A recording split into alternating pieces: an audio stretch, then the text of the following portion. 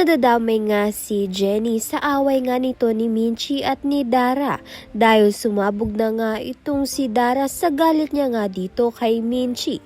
Kitang-kita nga ni Minchi na minasama nga ni Dara itong anak nga niya, kaya naman nga't nagsabunutan nga ang dalawa. Hindi naman nga mapigil ni Perry ang away nga ng dalawa, kaya naman nga't itong si Jenny ay nakiawat na rin.